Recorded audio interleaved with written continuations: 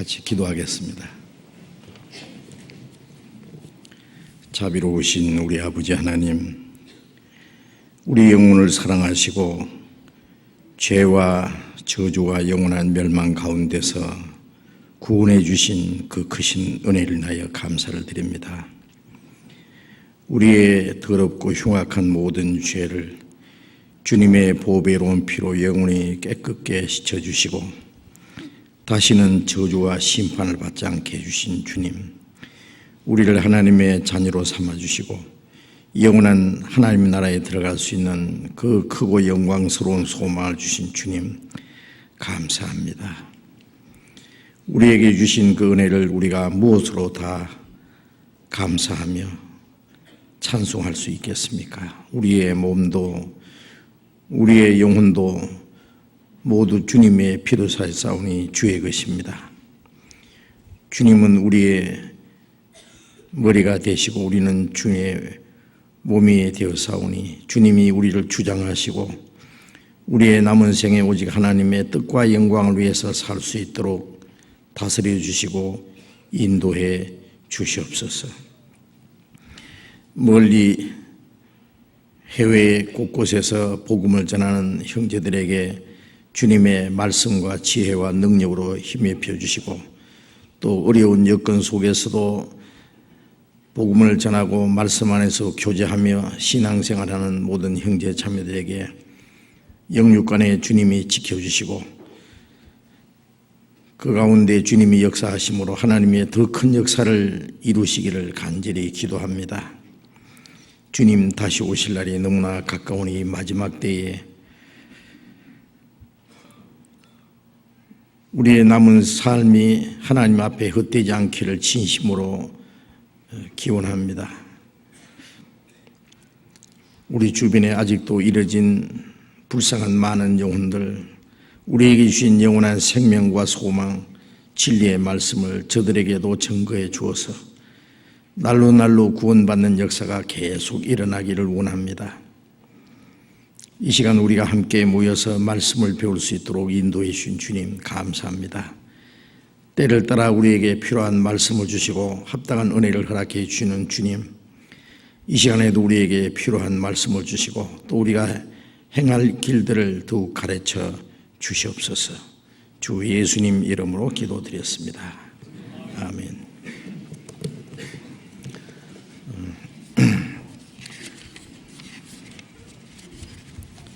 우리 수요일 저녁에는 먼저 질문 시간을 드리는데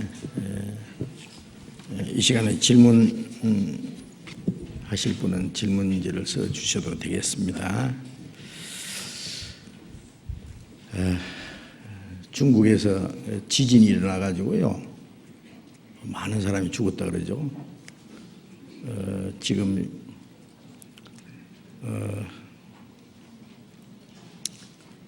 뉴스 시간에 보면은 12,000명 내지 13,000명이 죽었다. 그리고 또 실종되고 매몰된 사람이 얼마나 많은지 모른다는 겁니다. 예. 혹 수만 명이 될 수도 있다는 거예요. 며칠 전에 미얀마에서 그 사이클론이라는 태풍으로 또 많은 사람이 희생을 당했습니다. 25,000명이 사망했다는데 실제로는 실종자가 이제 합하면 한 10만 명이 넘을 거라고.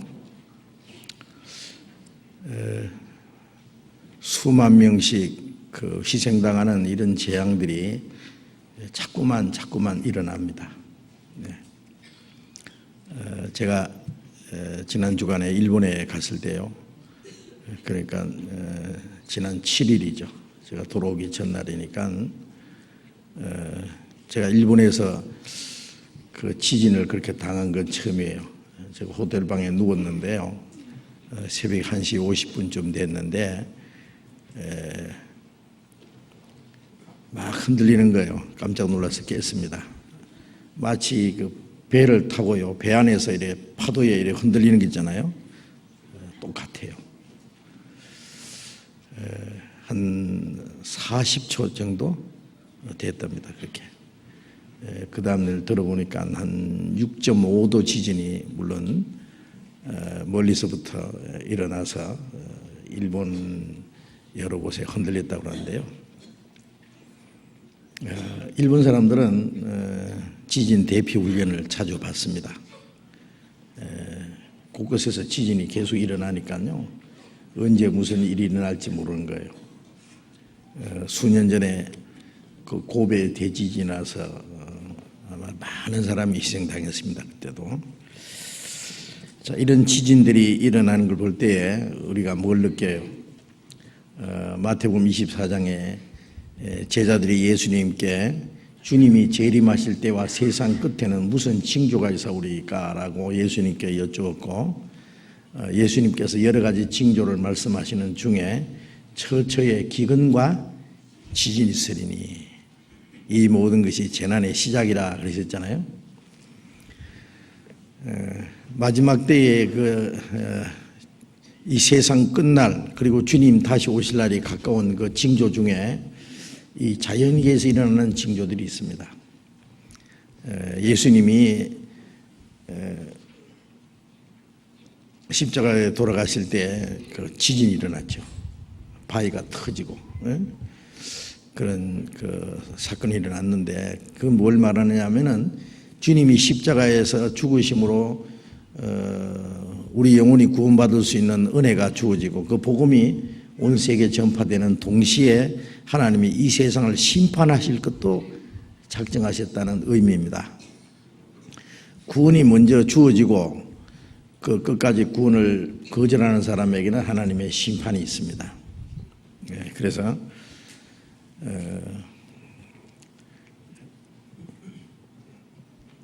하나님이 저주하신 세상은 죄로 말미암아 저주받은 세상이잖아요. 이 땅에는 진정한 행복도 평안도 소망도 없어요.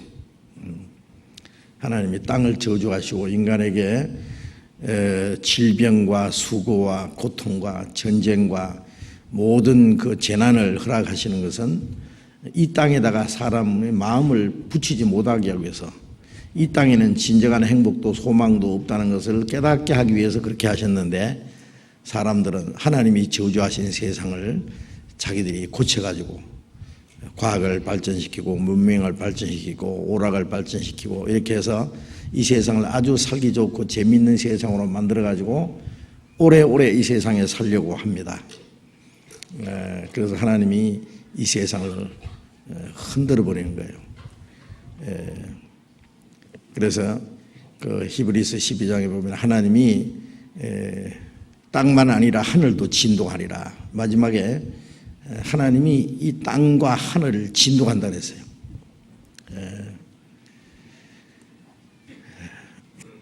그래서 주님이 오시기 전에 일어날 많은 징조들이 있습니다.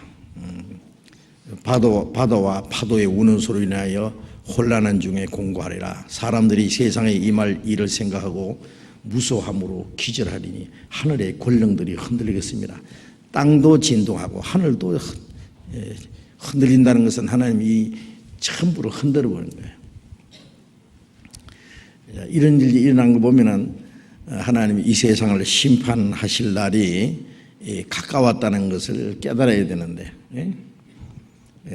요한계시록 보면은 큰 지진이 일어나서 성들이 무너진다 그랬죠. 인간들이 수천 년이나 살라고 오래 살라고 마천유들을 지어놓고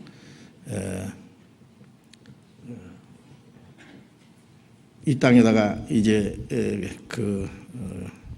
마음을 걸어놓고 살라고 하는데 하나님이 그걸 흔들어 버립니다. 그 지진을 당해서 죽을 뻔한 사람들이 이 얘기를 들으면요, 그렇게 무서울 수가 없대요. 그리고 이 해일이 일어날 때요, 그 파도 소리는요, 사자가 울부짖는 소리와 같답니다. 엄청나게 막 무섭답니다.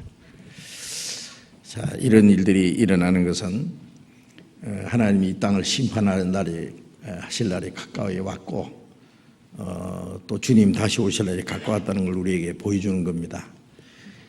지금 세계가 뭔가 심상치 않습니다. 처처의 기근이 일어난다는데 지금 3년 새에 양식값이 2배나 올랐는 거 아시죠? 지금 세계 식량이 비축량이 얼마 안 됩니다. 아주 적습니다. 그래서 갑자기 세계적인 기근이 일어날지 몰라요. 우리는 아직 그걸 못 느끼잖아요. 우리는 먹는 것 별로 아직 불편 없습니다. 지금 전 세계 곳곳에 굶어 죽는 사람이요, 하루에 4만 명 내지 5만 명 이렇게 굶어 죽는데, 우리는 아직 그것이 별 피부에 느껴지지 않아요. 근데 갑자기 어떤 일이 일어날지 모릅니다. 그래서 이런 일이 되는 것을 보거든 인자가 가까이 문 앞에 이런 줄 알라든지 너희 머리를 들라 너희 구속에 가까웠느니라. 주님이 오실 날에 가깝고 우리 머리를 들어서 주님 다시 오실 주님을 사모하고 기다려야 됩니다. 그래서 베드로후서 3장에 그때 이 하늘이 큰 소리로 떠나가고 체질이 뜨거운 불에 풀어지고 모든 것이 드러나려다. 이 모든 것이 이렇게 풀어지니 너희가 어떠한 사람이 되어야 마땅하냐. 거룩한 행실과 경건함으로 하나님의 날이 임하기를 바라보고 간절히 사모하라. 그런 말씀이 있습니다. 이런 일들이 되는 걸 보면은 거룩한 행실과 경건함으로 그리스도인들은 정신을 차리고요, 만물의 마지막에 가까웠으니 너희는 정신을 차리고 근신하여 기도하라. 베드로전서 4장 7절에 있는 말씀도요, 만물의 마지막에 가까운 것을 우리는 압니다. 정신을 차리고 그리고 거룩한 행실과 경건함으로. 거룩한 행실은 이 세상에서 구별되는 거예요. 그리스도인들은 하나님이 우리를 위해서 예비하신 새 하늘과 새 땅을 기업으로 받기 위해서 거듭났고 새로 지음을 받은 사람입니다. 이전 것은 지나갔으니 보라 새 것이 되었도다. 마음이 새 사람이 되지 않으면 새 하늘과 새 땅에 들어갈 수 없어요. 거듭났다는 말은 새로 창조함을 받았다는 말과 같습니다. 죄 가운데서 우리 육신으로 태어났습니다. 이제 우리는 하나님의 거룩한 영으로 또 한 번 태어났습니다.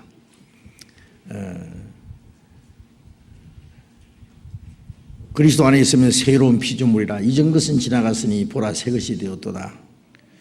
이전에 죄 가운데 있는 것은 이미 지나갔고, 우리 옛사람은 그리스도와 함께 십자가에 못 박혀 죽었고, 이제 내가 산 것이 아니라 내 안에 그리스도께서 하신 거야. 새로운 피조물로 살아가야 됩니다. 우리는 말로만 구원받았다, 거듭났다 할 게 아니라 우리의 마음과 우리의 생활이 거듭난 사람답게, 천국에 들어가기 합당한 사람답게 살아야 됩니다. 새 하늘과 새 땅에는 새로 창조함을 받은 사람이 들어가는 겁니다.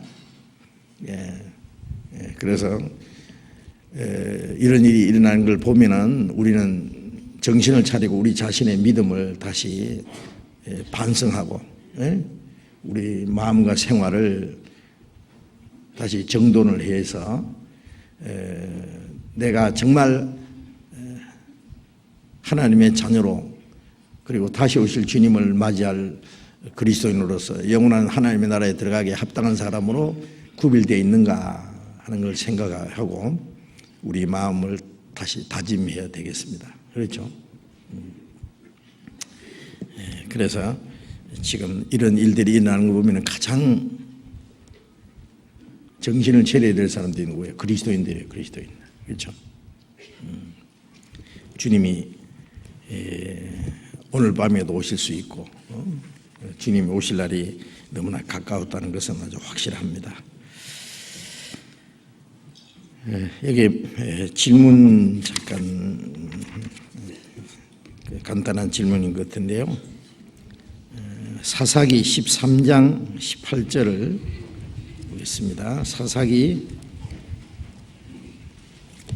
13장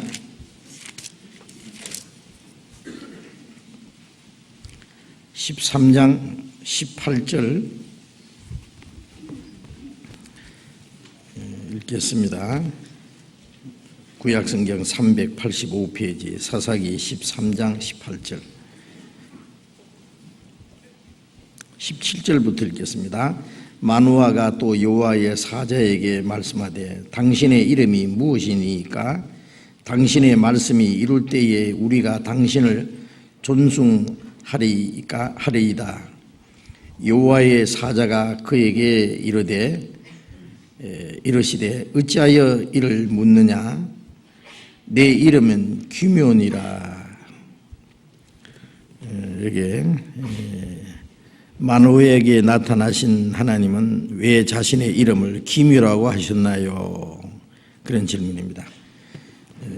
당신의 이름이 무엇입니까? 하나님의 사자가 나타나서 사람의 모습으로 나타났죠. 이 마누아에게. 근데 당신 이름이 뭡니까? 그러니까 왜 내 이름을 묻느냐? 그러시고는 내 이름은 기묘니라. 근데 이분이 누굴까요? 우선 이름이 기묘라고 하는 이름은요, 비밀이다든지 놀랍고 뛰어나다든지 이런 뜻이 있습니다. 이분이 누군가가 우선 궁금하죠. 구약시대에 보면은 천사가 사람의 모습으로 나타나기도 하고 하나님이 사람의 모습으로 나타나기도 합니다.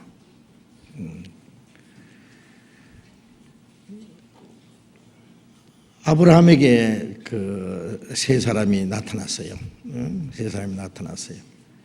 그런데 그 아브라함이 그 세 분을 위해서 발을 씻겨드리고 송아지를 잡아서 대접해 드렸어요.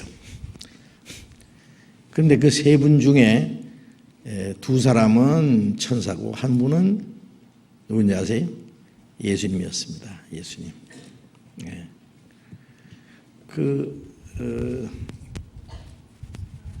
아브라함이 소돔 고모라 성에 있는 자기 조카가 전쟁에 잡혀갔잖아요.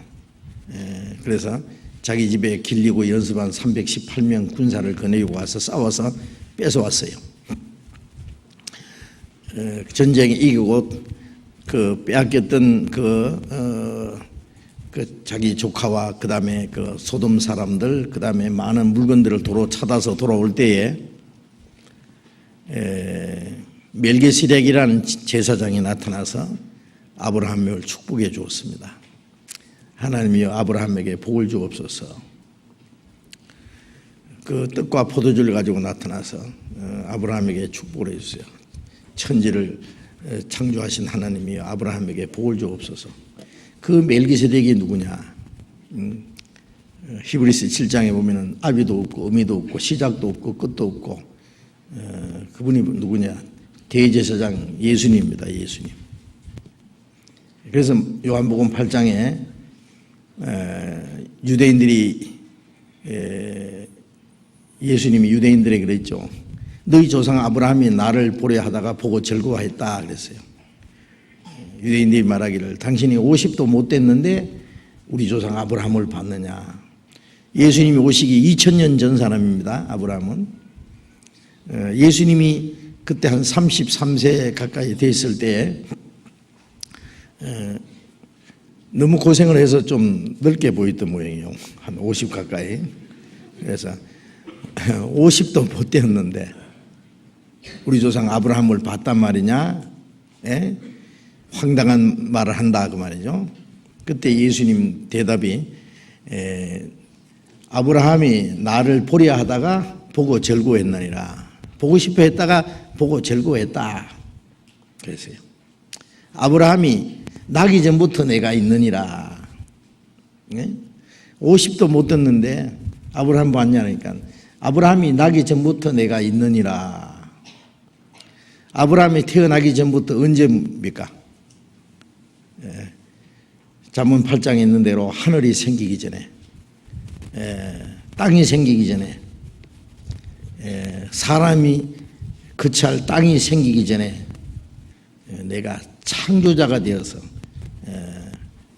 하나님과 함께 기뻐했다. 그분이 누구예요? 하나님입니다. 하나님.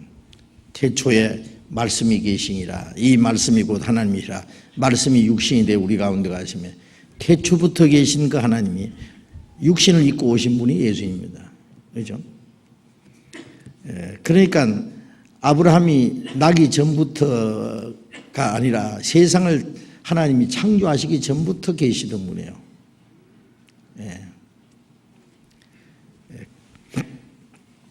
그분이 사람의 모습으로 나타난 겁니다. 멜기세덱 제사장으로 한번 나타났고 또 그 두 천사와 함께 사람의 모습으로 아브라함에 나타났고 두 천사는 소돔성으로 들어가고 아브라함은 그 예수님 앞에서 그 소돔성을 멸망시킨다고 말씀하시니까 자기 조카 롯을 걱정하면서 그게 의인이 10명이 있으면은 어떻게 하실랍니까? 의인 10명이 있어도 소돔성을 용서해 주겠다고 마지막까지 그렇게 말씀하셨잖아요. 두 분이나 아브라함이 육신을 입고 나타나신 주님을 보았던 거예요. 여기도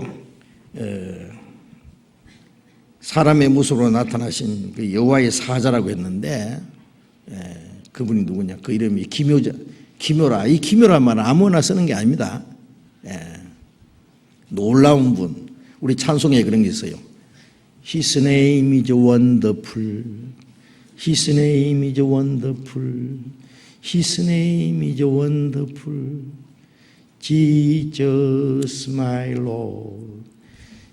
놀라운 이름, 신기한 이름, 그 이름 예수. 뭐 이런 노래가 있어요. 우리 이사야 9장을 한번 봅시다. 이사야 9장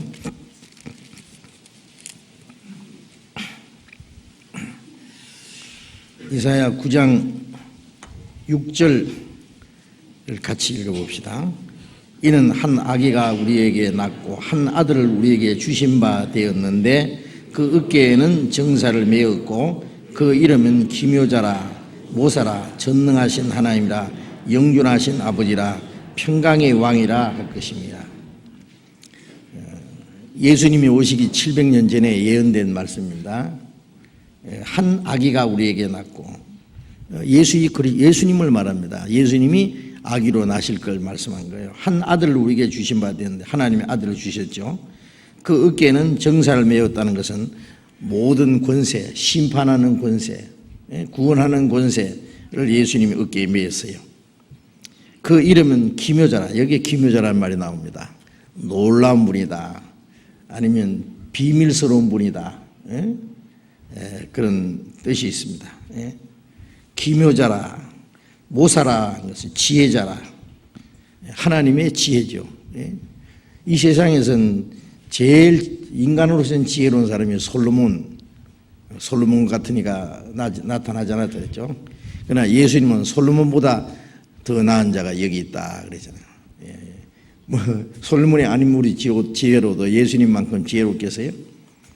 예수님은 모사입니다. 지혜자. 그 다음에 전능하신 하나님이라. 한 아기가 낳는데 그분이 이름이라는 것은 그 신분을 가르칩니다. 신분. 이름은 신분을 가르쳐요. 예수라는 이름 뜻은 뭐라고요?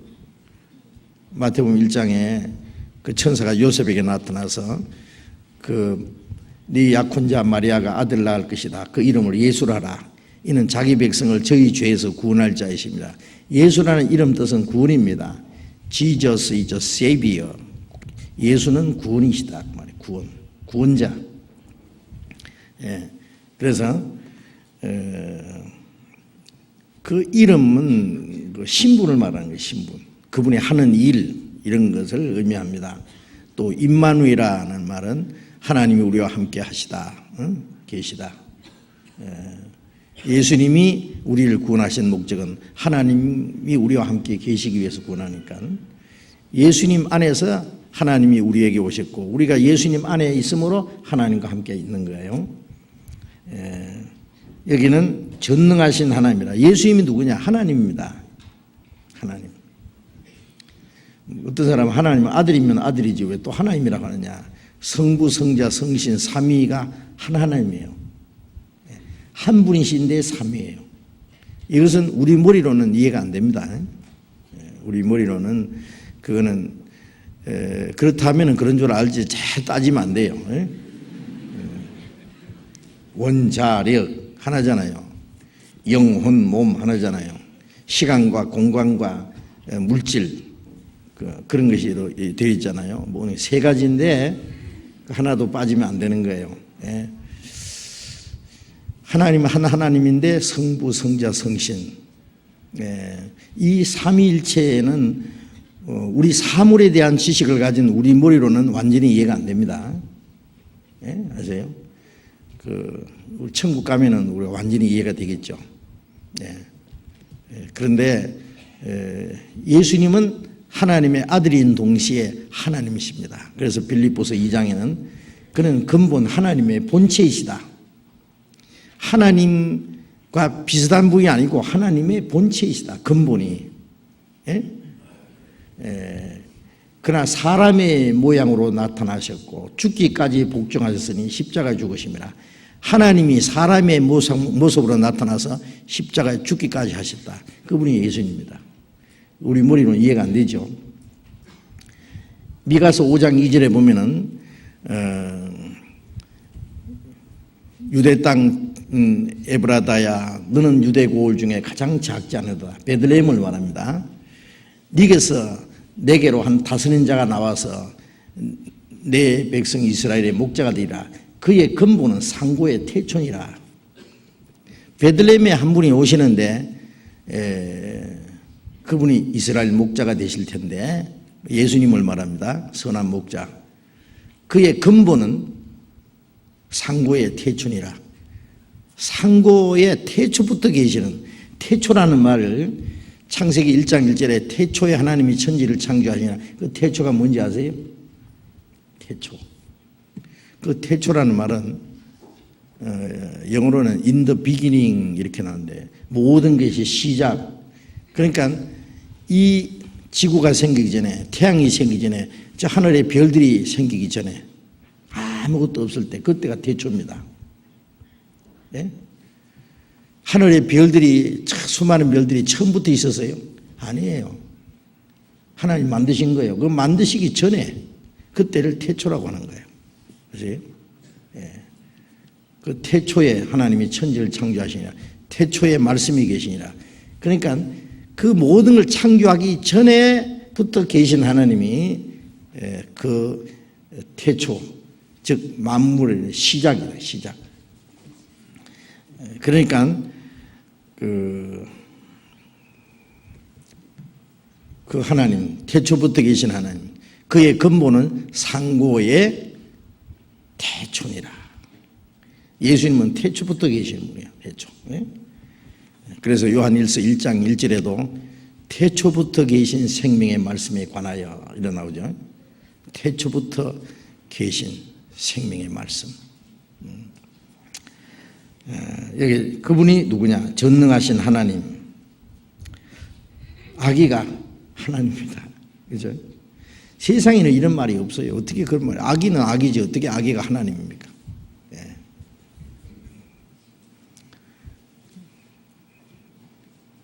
어젠가 그젠가 무슨 날이에요? 석탄일.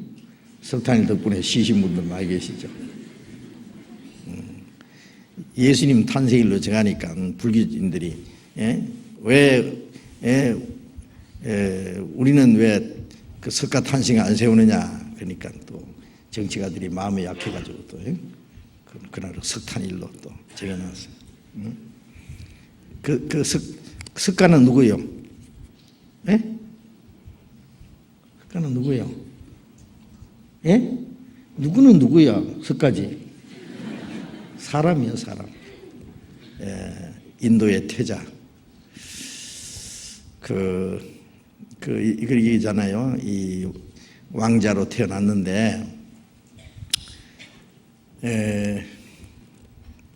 한 번은 이제 그 궁궐 밖에 나가 보니까요, 길가에 그 병든 사람이 누워 있거든요.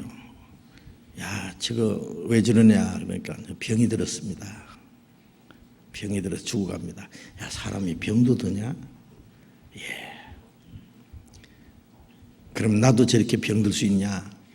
항공합니다만은 태자님도 저렇게 병이 들 수 있습니다. 기분이 나빴어요. 또 한 번 나가 보니까 할머니가 허리가 꼬부러져 이렇게 꼬부랑 하고 걸어가고 있거든요. 응? 지금 무슨 짐승이냐? 그러니까. 짐승이 아니고 저 사람입니다. 왜 사람이 저러고 있냐? 늙어서 저렇게 꼬부라졌습니다. 나도 늙냐? 예, 태자님도 늙으면 저렇게 될 수 있습니다. 기분이 얼마나 나빠요. 또 한 번은 또 나가니까 애홍 자 애홍 북망산전 멀다 더니 내 등에 시험하는 곳 애홍 생녀가 나간다고 생녀가. 그러니까 지금 뭐 하는 짓이냐 그러니까 사람이 죽어서 묻으러 갑니다. 야, 사람이 죽기도 하냐? 예, 죽습니다. 나도 그러면 죽냐? 예, 태자님도 나중에는 죽습니다. 굉장히 기분이 나쁜 거예요.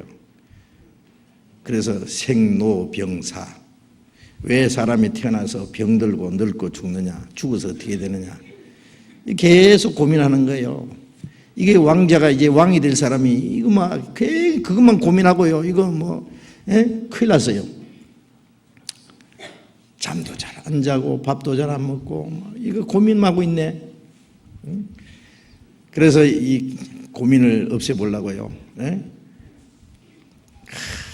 아주 예쁜 처녀를 데다가 장가도 버렸어요. 그래도 소용없어요. 그 고민 안 벗어져. 하루는 종 하나 데리고요. 밤중에 몰래 궁궐을 빠져나가서 산속에 들어갔어요. 산속에 들어가서 얼마인지는 모르지만 돌을 닦았어. 무슨 돌을 닦아요? 생로병사. 왜 태어나서 병들고 늙고 병들고 죽어서 어떻게 되느냐 그 고민하다가 인생 철학을 하나 만들어 왔어요. 그게 불도예요. 불도. 예, 불도는 뭐 믿는 게 없습니다. 믿는 게 아무것도 없어요. 그게는 그 불경에 보면은 거기는 부처고 뭐가 아무것도 없어요. 예, 부처를 만들라는 말도 없고 그런 거 없어요. 그건 괜히 만든 거예요. 거기에는 사실은 그거 없어요. 예. 그냥 인생 철학이요. 예? 뭐 8만 대장경은 뭐 8만 가지 그 고뇌를 해결하기 위해서 뭐 8만 대장을 만들었다 그러잖아요. 예? 그 뭐 답이 있습니까? 그래 이제 그 인생 철학을 가지고 내려와서 이제 그 평생도록 왕궁에서 왕위에 있으면서 자기 도를 전했어요. 예. 그게 이제 불도인데 거기는 그냥 인생 철학이요. 인생 철학. 예? 그건 답이 없어요. 그래서 제자들이 물었대요. 선생님, 우리는 죽어서 어디로 갑니까? 그러니까 야, 내가 사는 것도 모르는데 죽은 후에 어디까지 어떻게 내가 아냐? 몰라요. 답이 없어요. 거기는 그 문제만 알지 답이 없어요.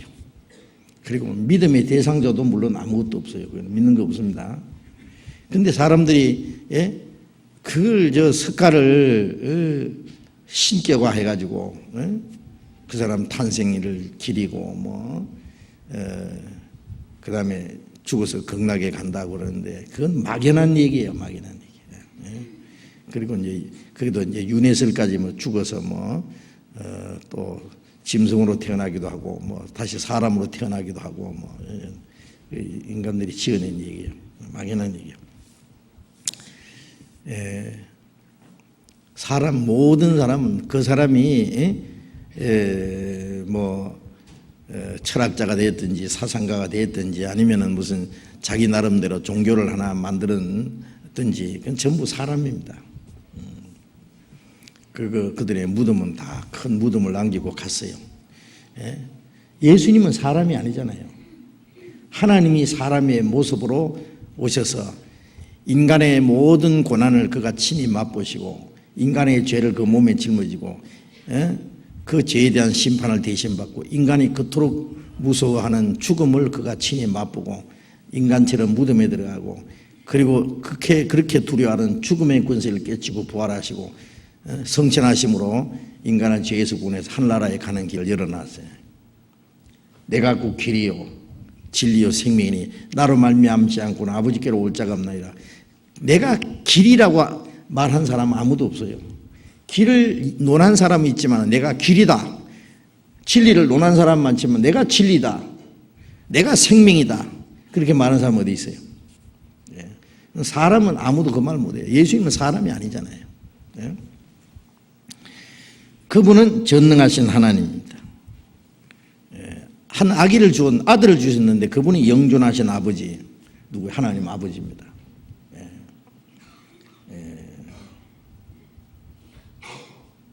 평강의 왕이라. 평강의 왕. 죄인에는 평강이 없잖아요. 죽음의 죄를 없애시고 죄를 대속하시고 죽음의 권세를 깨시기 때문에 우리에게 평강을 주셨어요. 평강의 왕. 자, 예수님입니다. 예수님. 이 기묘자라는 것은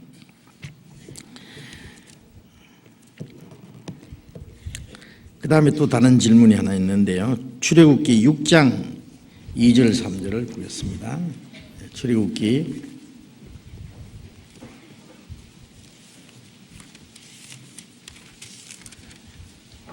6장 2절 보겠습니다. 하나님이 모세에게 말씀하여 가라사대 나는 여호와라 나는 여호와로라 내가 아브라함과 이삭과 야곱에게 전능의 하나님으로 나타났으나 나의 이름을 여호와로는 그들에게 알리지 아니하였고 가나안 땅 곧 그들의 우거하는 땅을 주기로 그들과 언약하였더니 여기에 질문은 모세에게는 여호와라는 하나님으로 나타나시고 아브라함과 이삭과 야곱에게는 전능의 하나님으로 나타나셨다고 말씀에 나와 있습니다. 왜 모세에게는 처음으로 나타나셨어요? 여호와라는 이름은 무슨 뜻인가요? 모세에게 하나님 말씀하시기를 나는 여호와라 그러시면서 내가 아브라함과 이삭과 야곱에게 전능의 하나님으로 나타났으나 나의 이름을 여호와로는 그들에게 알리지 아니하였고 그랬는데요. 왜 아브라함과 이삭과 야곱에는 전능하신 하나님으로 나타났고 여호와로는 그들에게 알리지 않았다 하셨느냐? 그리고 모세에게는 여호와라고 나타나셨느냐? 여호와로 나타내셨느냐? 아브라함과 이삭과 야곱에게도 여호와 하나님이라고 말씀하셨어요. 그 이름을 말씀하지 않았다는 건 아닙니다. 여기에 여호와로는 그들에게 알리지 않았다는 것은 여호와라는 뜻을 그들에게 알게 하지 않았다 그 뜻이에요. 전능하신 하나님이라는 말과 여호와는 좀 다른 얘기입니다. 전능의 하나님으로는 나타났다. 전능의 하나님은 뭐예요? 창조주를 말해요. 능력의 말씀으로 만물을 창조하시고 만물을 붙드시고 만물을 다스리시는 전능이라는 것은 전지전능, 모든 걸 아시고 모든 걸 능히 이루실 수 있는 분, 못하시는 게 없는 분, 그렇죠? 그 하나님, 창조주 하나님을 말하고 그 다음에 여호와라는 뜻은 여호와는 언약의 하나님, 구속의 하나님, 사랑의 하나님, 은혜를 베푸는 하나님이라는 뜻이 있습니다. 그래서 그 아브라함과 이삭과 야곱에게는 아직 그들에게 전능하신 하나님으로 나타나셨죠. 그들에게는 아직 여호와라는 이름은 말씀하셨지만은 그 이름의 의미를 나타내지 않은 거예요. 그러나 모세에게는 하나님이 모세를 세우신 것은 이스라엘 민족을 애굽에서 건져내서 가나안 땅으로 이끌어들이는 하나님으로 나타났거든요. 예? 그러니까 그 약속의 하나님, 언약의 하나님, 구원의 하나님, 구속의 하나님, 으로 나타난 겁니다. 그래서 4절에도 보면은 4절에 가나안 땅 곧 그들의 우간한 땅을 주기로 언약했다고 했고요. 언약이라는 말씀이 계속 나옵니다. 그리고 6절에 그러므로 이스라엘 자손에게 말하기를 나는 여호와라. 내가 애굽 사람의 무거운 짐 밑에서 너희를 빼어내며 그 고역에서 너희를 건지며 편팔과 큰 재앙으로 너희를 구속하여 너희로 내 백성을 삼고 나는 너희의 하나님이 되리니 나는 애굽 사람의 무거운 짐 밑에서 너희를 빼낸 너희 하나님 여호와인 줄로 너희가 알지라. 그러니까 언약의 하나님, 구원의 하나님, 애굽에서 건져내 무거운 짐에서 빼어낸 이 구속이죠. 너희 하나님 여호와인 줄 알리라. 내가 8절에 내가 아브라함과 이삭과 야곱에게 주기로 맹세한 땅으로 너희를 인도하고 그 땅을 너희에게 주어 기업을 삼게 하리라. 나는 여호와로라 하셨다 하라. 그러니까 아브라함과 이삭과 야곱에게 하신 그 언약을 이제 모세로 말미암아 실제로 이루는 거예요. 아브라함과 이삭과 야곱에게 그 가나안 땅을 약속하셨지만은 이스라엘 민족이 가나안 땅을 누리지는 못했잖아요. 누리지 못했어요. 그러나 이제 모세로 말미암아 이스라엘 민족을 애굽에서 건져내시고 구속해 내시고 인도하시고 약속하신 그것을 이루시는 하나님으로 나타났다는 의미입니다.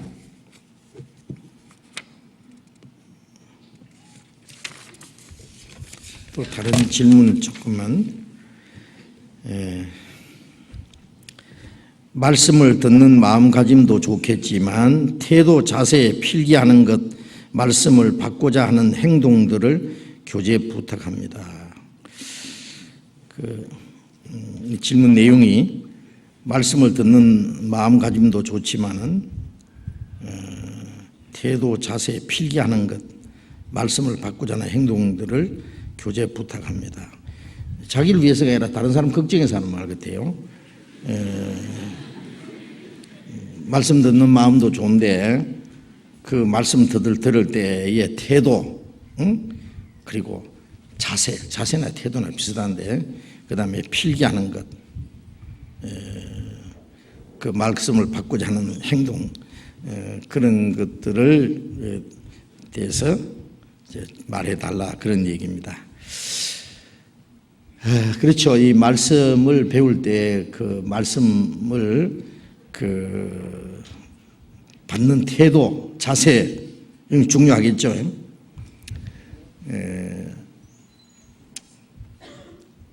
아주 진지한 마음으로, 간절한 마음으로 말씀을 사모하는 사람하고 그냥 근성으로 말씀을 듣는 사람하고는 다르겠죠. 그래서 예수님께서 말씀하실 때도요, 많은 사람들이 예수님을 따르면서 예수님의 말씀을 들었지만은 그 말씀을 참으로 깨달은 사람은 적어요. 그 말씀 듣는 사람의 마음의 자세에 따라서 아마 다를 거예요. 그렇죠? 그리고 이제 그 말씀 듣는 사람들이 어떠한 마음으로 말씀을 듣느냐. 자기 육신적인 것을 얻기 위해서 예수님을 따르는 사람은 예수님의 말씀이 그들이 이해가 안 될 거예요. 육신적인 축복을 준다든지 그들을 병 고쳐 준다든지 이 세상적인 그 축복을 준다 그러면은 귀가 번쩍 들리고 그다음에 신령한 말씀을 하면은 그들은 이해를 하지 못하고 재미없다 하고 결국 다 떠났잖아요. 떡을 만들어 먹이실 때는 많은 사람이 막 구름대처럼 따르다가 예수님이 내가 하늘에서 내려온 생명의 떡이라고 하면서 이 떡을 먹는 자마다 영생하리라든지 내 살을 먹고 내 피를 마시는 자는 영원히 죽지 아니라든지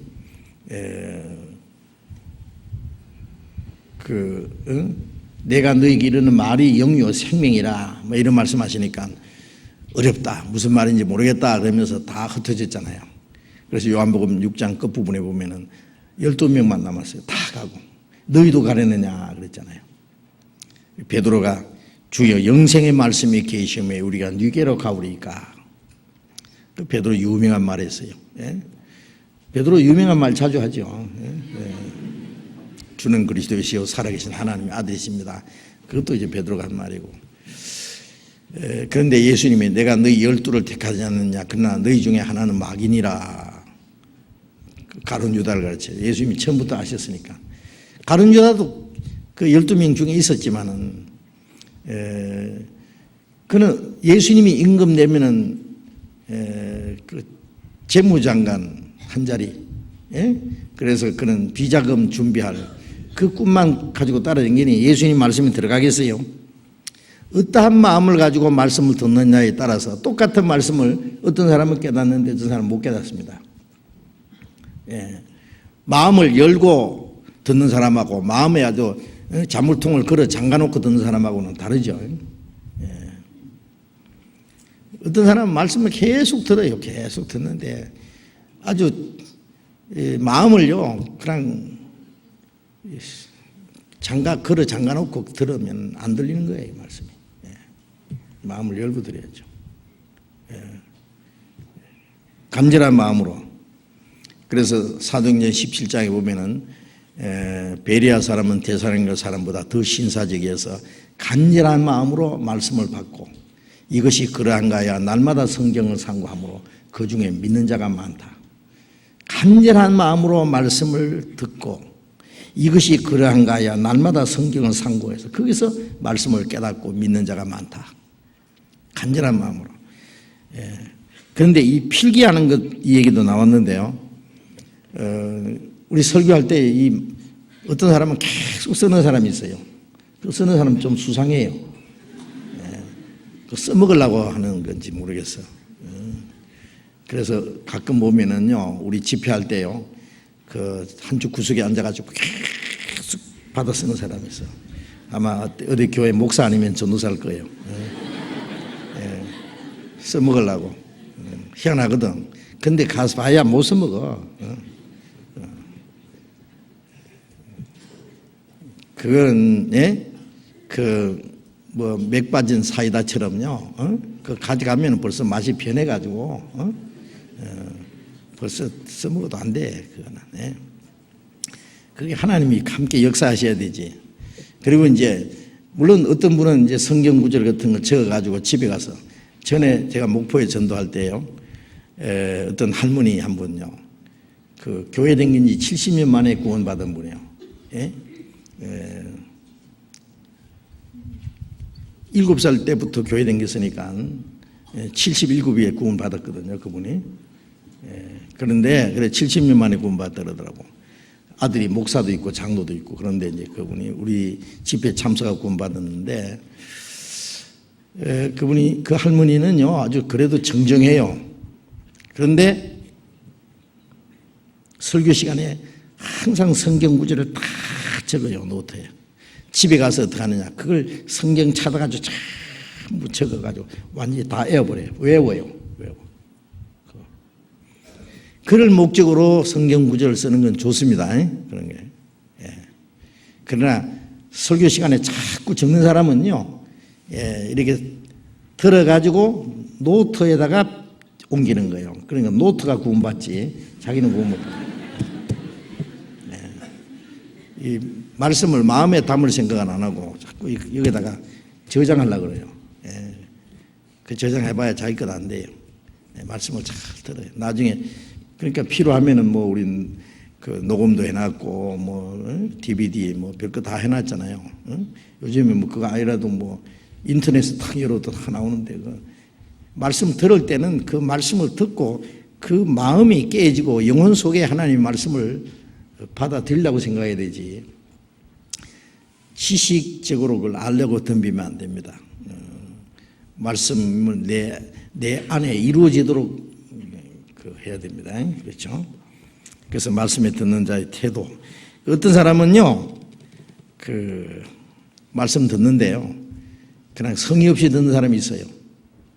성의 없이. 제가 잠깐 얘기할게요. 저 지방에서 어떤 분인데요, 의사요, 의사인데 남편도 의사고 부인도 의사인데요. 남편이 먼저 구원받고 부인은 구원 못 받았는데 막 구원받으려고 막 무척 애를 써요, 부인이. 그런데 이 말씀을 듣는데 우리는 설교 시간이 길잖아요, 전도 집회 때. 그러니까 이분이 화장실에를 자주 가야 돼. 화장실에를. 그런데 화장실에 갔다 오면 말씀은 그만 못 듣잖아요, 그 중요한 부분을. 그러니까 어떻게 했냐면 집에서 기저귀를 딱 차고 와요. 기저귀를. 죄송합니다. 기저귀를 딱 차고 와서. 그러니까 이제 그런 게 어린 애나 기저귀에다 오줌 누지. 그 어른이 그거다 어떻게 시위를 합니까? 잘 안 되거든요. 하려고 그래도. 그런데 한 분은 그 말씀 듣고 나오면서요, 남편한테 전화를 했더래요. 여보, 나 해결했어요. 그러니까 깨달은 줄 알고 기뻐했더니 구원받았다는 말이 아니고 시했다고. 근데 결국 그분이 구원받았어요. 구원받고 신앙생활 잘 했습니다. 잘 하다가 얼마 전에 주님 앞에 가셨어요. 그런데 그 말씀 듣고자 하는 그 간절한 마음, 한 말씀이라도 놓칠세라, 그 마음이 얼마나 갸릇합니까? 하나님이 그런 사람 안 봐주시고 누굴 봐주셨어요? 응? 그런 마음을 가지면 틀림없이 구원을 받을 거예요. 그렇죠? 그 말씀을 흘려보낸다는 것은요, 얼마나 이게 자기에게 큰 손실인지 몰라요. 구원받을 뻔한 말씀을 흘려보내는 거예요, 자꾸.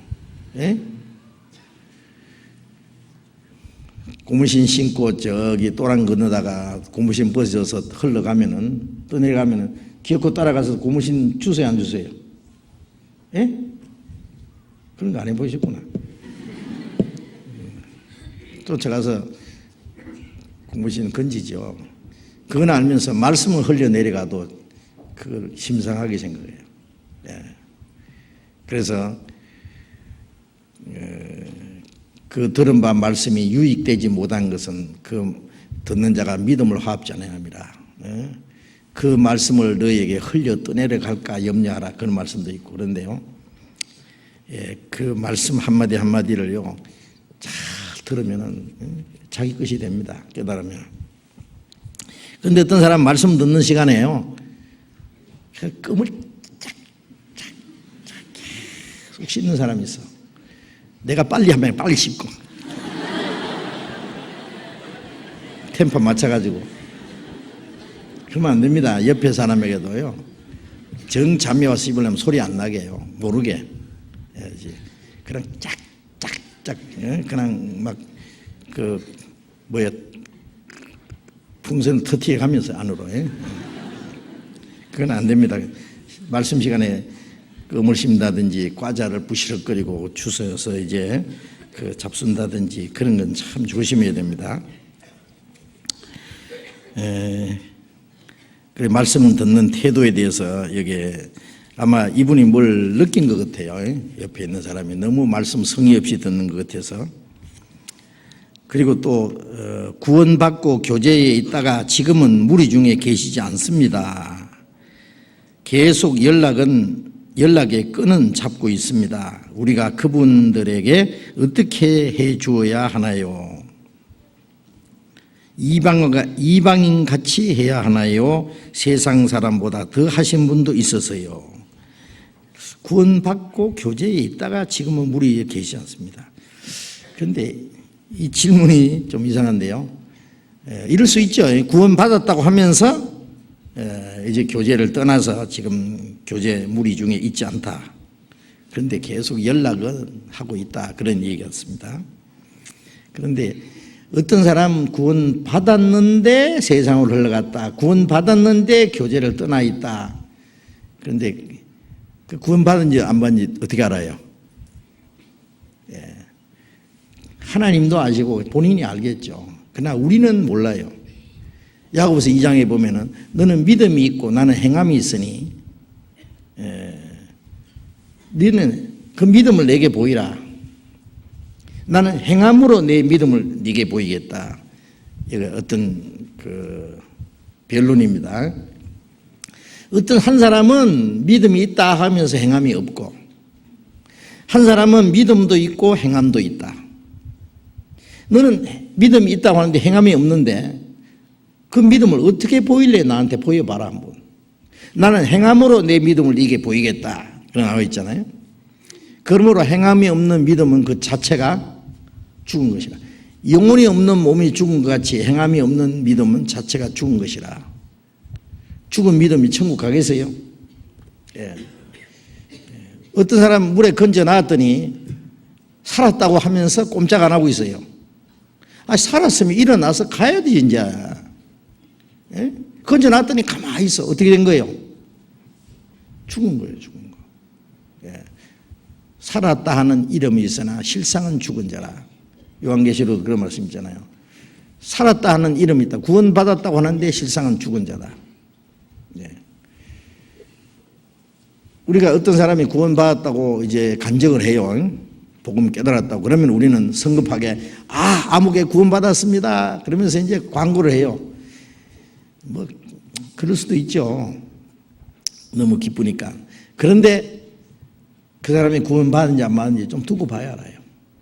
예. 어떤 사람 구원받았다고 할 때 받은지 안 받은지 두고 봐야 알지. 그런 말 하면 안 됩니다.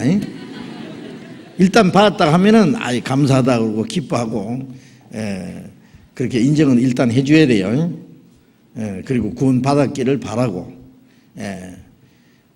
두고 봐야지 이렇게 이제 입술 삐죽이면서 그러면 안 됩니다. 그러나 속으로는 구원 받았으면 이제 좀 있으면 나타나겠지. 그렇죠? 처음에는 싹이요, 다음에는 이삭이요, 이상의 축시라는 곡식이라. 생명이 들어가면은 싹이 나죠. 그 다음에 자라죠. 그 다음에 결실하죠. 하나님의 영광을 위한 열매가 맺어져요. 그래서 골로새서 1장 6절에 보면은 이 복음이 너희에게 이르매 너희가 듣고 참으로 하나님의 은혜를 깨달은 날부터 너희 중에서와 같이 온 천하에서도 열매를 맺어 자라는다. 참으로 하나님의 은혜를 깨달은 날부터 자라고 열매를 맺고 자라고 열매를 맺고, 이 생명은 자라갑니다. 그리고 결실합니다. 그게 결과예요, 결과. 사람이 걸어가면은 사람 그림자가 따라가야 됩니다. 그죠? 근데 사람이 걸어가는데 가만히 보니까 개 그림자가 자꾸 따라가. 그 참 이상하다. 저게 귀신인가 사람인가 개인가. 물론 그럴 수는 없어요. 사람이 가면 사람 그림자가 나타나고 개가 지나가면 개 그림자가 나타나겠죠. 그런데 우리 믿음은 사실은 믿음이 실제인데, 안 보이잖아요, 믿음이. 그런데 그 믿음이 행동으로 나타나는 게 뭐예요? 그게 그림자예요. 그림자는, 행동은 그림자처럼. 믿음이 올바르면 올바른 그 행동이 나타나요. 그런데 그 믿음이 있다고 하면서 행동은 엉뚱한 행동이 나타난다. 엉뚱한 행동이 나타나면은 그 믿음이 의심스러운 거예요. 의심스러운 거예요. 그래서 고린도후서 13장 5절에 너희가 믿음이 있는가 자신을 시험하고 자신을 확정하라. 예수 그리스도께서 너희 안에 계신 줄 너희가 스스로 알지 못하느냐. 그렇지 않으면 너희가 불의한 자니라. 자기 믿음을 좀 진단해 보라 그 말이죠. 정말 내가 하나님이 인정하시는 믿음을 내가 가지고 있느냐 진단해 보고 확정하라. 우리 건강 진단하듯이 예수 그리스도께서 너희 안에 계신 줄 너희가 스스로 알지 못하느냐. 만일 그렇지 않으면 너희가 불의한 자니라. 불의한 자다. 불의한 자는 잘못된 사람입니다. 그래서 우리가 전에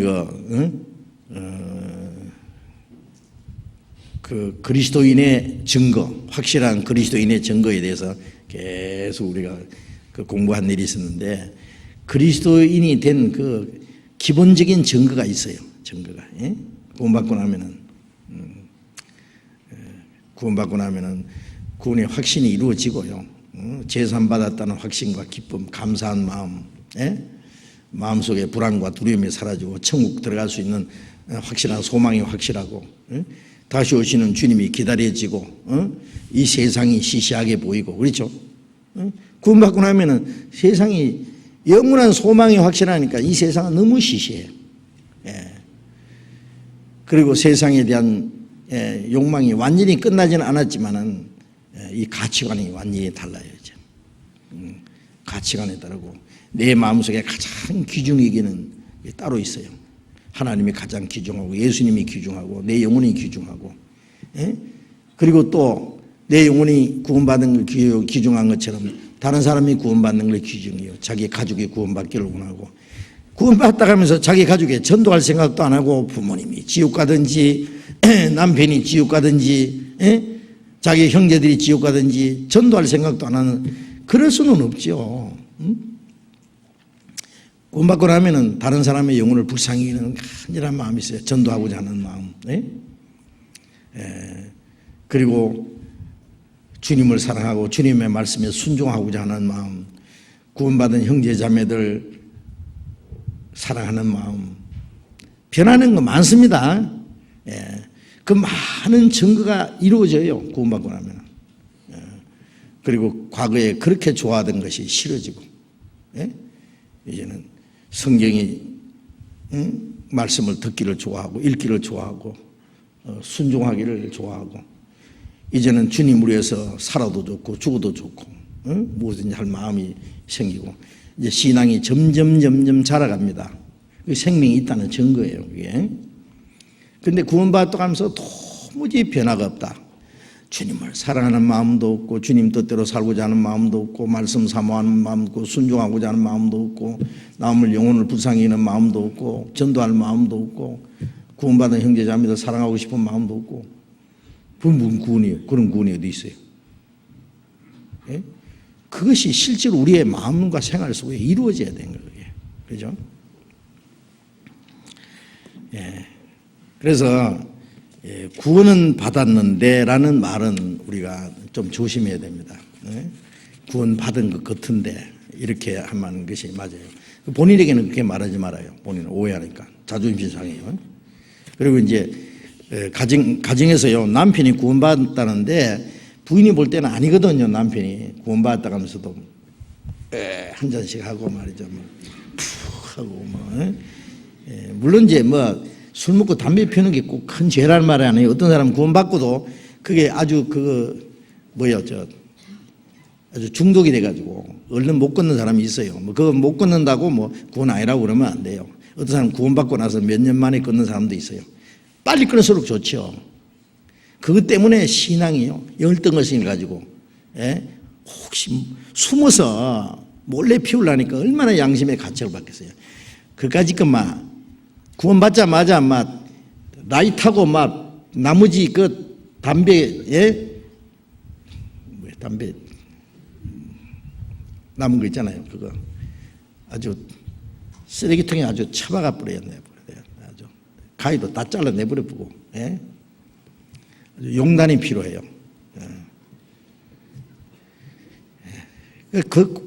하나님 뜻에 합당치 않은 건 아주 과감하게 이제 잘라버리는 거 있잖아요. 그런 용단이 없으면 신앙생활 못 합니다.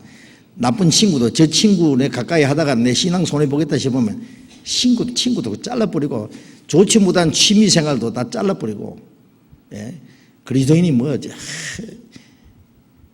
낚싯대 들고 가서 말이죠. 새우를 낚을 시간이 어디 있어요, 새우를.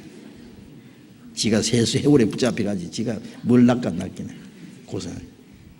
그럴 시간이 어디 있냐고. 이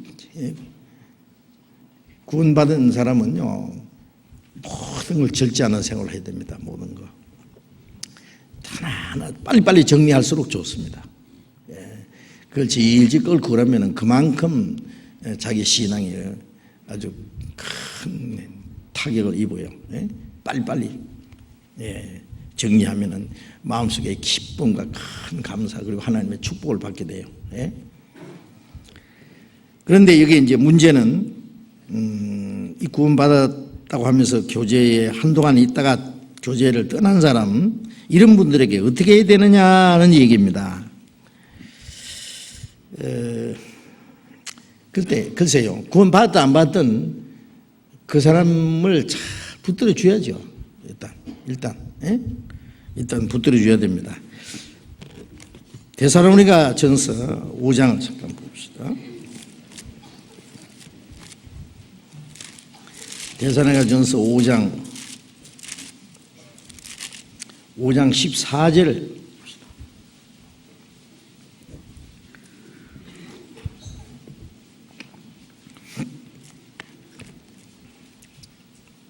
5장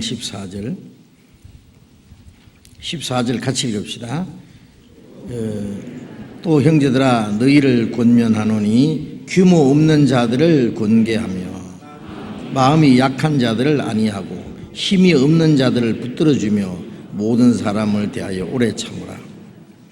이 교회 안에서 규모 없는 자라는 말은 신앙생활 정상으로 못하는 사람입니다. 생활을 정상적으로 못하는 사람,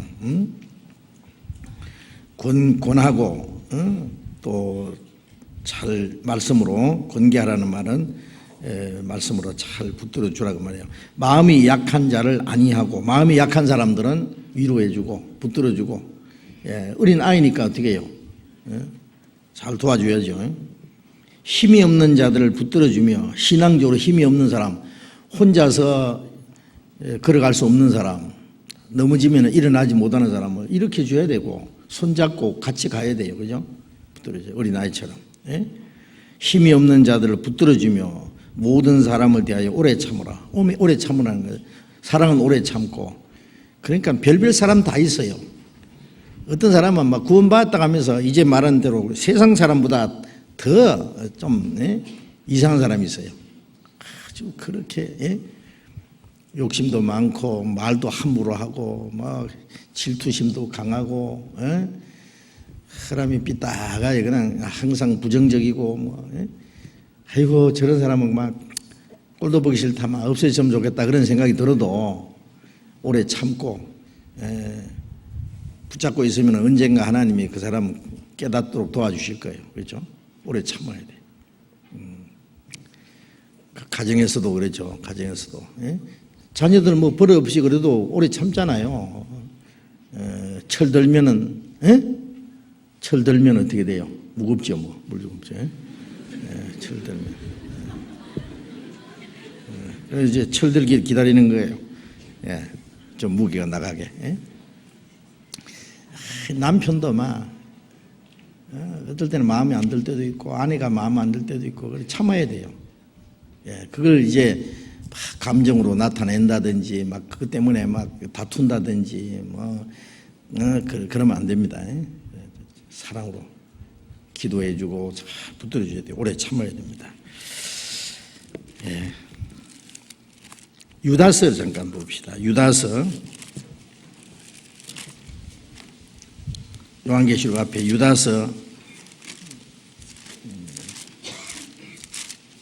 22절 23절 같이 읽읍시다. 또 어떤 자를 불에서 유다서요 22절 23절 어떤 의심하는 자들을 긍휼히 여기라. 또 어떤 자들을 불에서 끌어내어 구원하라. 또 어떤 자를 그 육체로 더럽힌 옷이라도 싫어하여 두려움으로 긍휼히 여기라. 여기에 의심하는 자들을 긍휼히 여기라.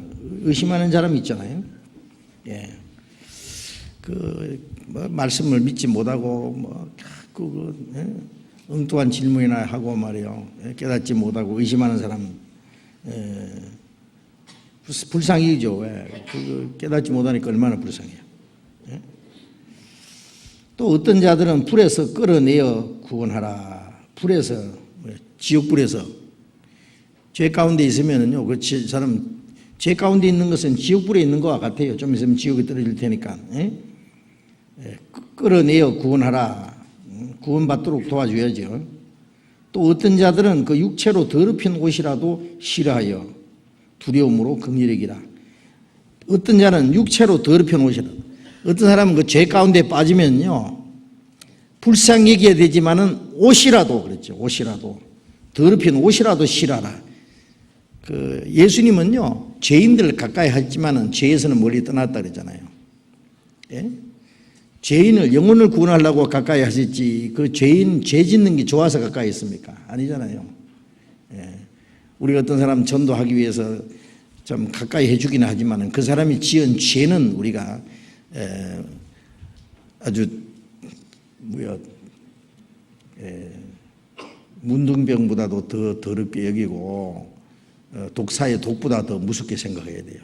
예? 그래서 그 육체로 더럽힌 옷이라도 싫어하여 두려움으로 긍휼히 여기라. 두려움으로. 왜 두려우냐면 나도 그런 죄 가운데 빠질까 봐 두려워야 돼. 두려움으로 긍휼히 여기라. 야고보서 잠깐 또 봅시다. 야고보서 5장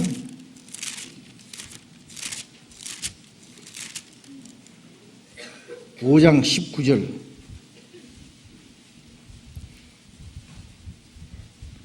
야고보서 5장 19절 20절 같이 읽읍시다. 내 형제들아, 너희 중에 미혹하여 진리를 떠난 자를 누가 돌아서게 하면은 너희가 알 것은 죄인을 미혹한 길에서 돌아서게 하는 자가 그 영혼을 사망에서 구원하여 허다한 죄를 덮을 것이니라. 너희 중에 미혹하여 진리를 떠난 자를, 미혹을 받아가지고 진리를 떠난 자 있잖아요. 그걸 누가 돌아서게 하면은 그 사람을 붙들어서 진리로 돌아오게 해야 되죠. 예. 진리를 떠난 자들을 주님 앞에 돌아오게 해야죠. 돌아서게 하면은 너희가 알 것은 죄인을 미혹한 길에서 돌아서게 하는 자가 그 영혼이 누구예요? 죄인의 영혼이죠. 영혼을 사망에서 구원하며 허다한 죄를 덮을 것이니라. 덮게 해주는 것입니다. 이 미혹한 길에서 돌아오게 하는 것은 그 영혼을 사망에서 구원하는 거예요. 허다한 죄를 덮게 해주는 겁니다. 그러니까 의심하는 사람을 구원받게 하고, 미혹하여 진리를 떠난 자를 돌아오게 하고, 그래서 죄인을 미혹한 길에서 돌아서게 해서 그 영혼을 사망해서 구원받게, 그 허다한 죄를 덮게 해줘야 되겠죠. 그래서 붙들어 줘야 돼요. 어떻게 해야 되느냐? 내가 할 수 있는 만큼. 예수님이 가룟 유다요, 3년 반 동안 그 제자로 삼고 다니고 다니셨는데 참 예수님 인내심이 강해요. 아시면서도. 예? 가룟 유다가 어떤 생각을 가지고 예수님을 따르는지, 가룟 유다는 한 번도 주님이라고 부른 일이 없어요. 예수님을. 한 번도 예수님을 주여라고 부른 일이 없어요. 그 사람 마음속에 돈이 주입니다. 돈. 예수님을 팔 생각만 가지고 결국에 어떻게 될 건지 주님이 아시는데요. 우리는 아니 그런 사람 알면 어떻게 해요? 벌써 쫓아내버리죠. 그렇죠? 주님이 인내심이 얼마나 강하신 분이죠. 요한복음 13장 1절에 보면은 자기가 세상을 떠나 아버지께로 가실 날이 가까운 줄 아시고 세상에 있는 자기 사람들을 사랑하시되 끝까지 사랑하시니라. 끝까지. 유다도 발 씻겨 주셨어요. 12제자 발 씻겨 줄 때요, 냄새 나는 발 예수님이 다 씻겨서 닦아주시고, 다른 사람하고 똑같이 떡 찍어서 이래 주시고, 사랑의 표시입니다. 우리 뭐 식사할 때 말이요, 뭐 과일 하나 탁 찍어가지고 앞에 있는 사람이 주는 것은 이거는 어떤 예정의 표시잖아요. 그죠? 친밀감의 표시입니다. 예수님이 떡을 찍어서 유다도 주셨어요. 똑같이. 그러니까 제자들이 아무도 눈치를 못 챈 거예요. 유다는 끝까지 사랑을 배척했어요. 그뿐이에요. 우리는요, 참, 우리 감정은 오래 못 갑니다. 얼마간 참다가 더 이상 못 참습니다. 주님은 끝까지 참으시고 그 회개하기를 기다리셔요. 유다가 끝까지 회개하도록 주님이 기회를 얼마나 줬습니까? 유다는 끝까지 회개하지 않았습니다. 주님은 아시면서도 끝까지 회개할 기회를 주셨어요.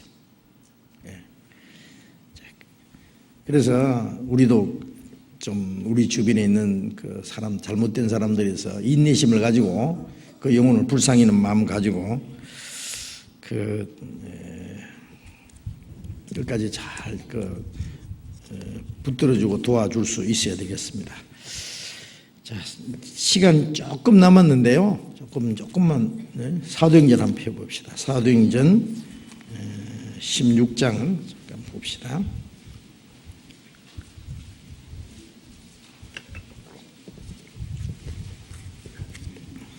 사도행전 16장 19절을 보겠습니다. 종의 주인들은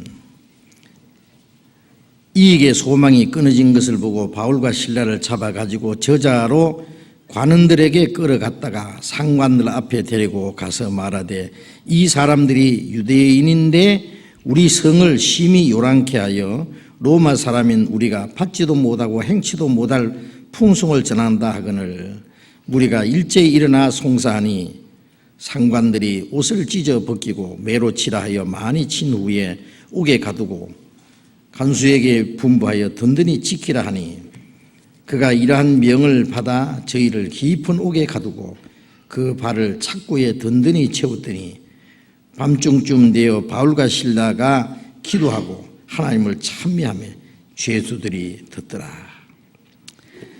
자, 이 사도행전 우리가 이제 공부를 했는데요. 질문 시간 때문에 사도행전을 오랫동안 배우지 못했어요. 이 말씀은 바울 사도가 빌립보에 가서 전도하다가 점치는 귀신 들린 사람을 귀신을 쫓아내 버렸어요. 그 불쌍한 여자 영혼을 마귀에게 끌려서 점치는 귀신 들려서 계속 점쳐가지고 주인에게 돈 벌어주고 종입니다. 이 사람은 뭐 돈 벌어가 자기 쓰는 게 아니고 돈 벌어봐야 주인한테 다 바쳐요. 그리고 이제 귀신에게 매여서 결국 이제 그 지옥으로 끌려가야 되죠. 그런데 예수님이 바울 사도가 그 귀신 들린 사람이 귀신을 쫓아내 버렸어요. 자, 귀신이 쫓겨났으니 그 여자는 이제 그 귀신에게서 해방이 됐죠. 이 사람이 나중에 예수 안 믿겠어요? 그리고 귀신 내쫓아준 그 귀신 들린 여자를 귀신만 내쫓고 구원 안 받도록 놔두겠어요, 바울 사도가? 근데 그건 참 잘 됐는데 문제가 생겼어요. 그 19절에 종의 주인들이 자기 이익의 소망이 끊어진 것을 보고 이제 점을 못 치니까 돈을 더 이상 벌 수가 없잖아요. 이익의 소망이 끊어졌어요. 이 불쌍한 여자를 이용해 가지고 점치는 귀신 들리게 해가지고 돈을 버는 사람 참 얼마나 잔인해요, 그렇죠? 지난번에 그런 얘기했어요. 사람들 지옥 가는 사람 옆에서 부자 되는 종교가들, 천국 간다고 속여가지고 지옥 보내면서 그들에게 다 돈 끌어먹는 사람.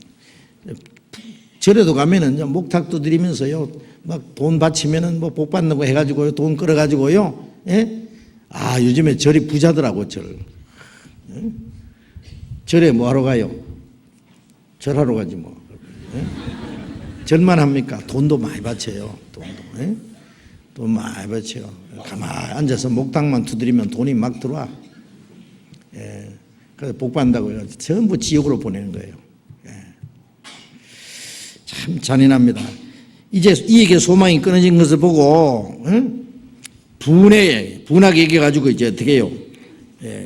바울을 잡았어요. 사람들 충동시켜가지고요. 뭐라고 했냐면은요, 20절에 상관들 앞에서 데리고 가서 말하되 이 사람들이 유대인인데 우리 성을 심히 요란케 하여 로마 사람인 우리가 받지도 못하고 행치도 못할 풍속을 전한다 하거늘. 이 사람들이 누구냐면 바울과 실라, 디모데, 그리고 이 사도행전을 기록한 누가, 네 사람입니다. 다 잡힌 거예요. 예? 우리 성을 요란케 하여 로마 사람인 우리가 받지도 못하고 행치도 못할 풍속을 전한다. 자, 이 사람들 말이에요. 예?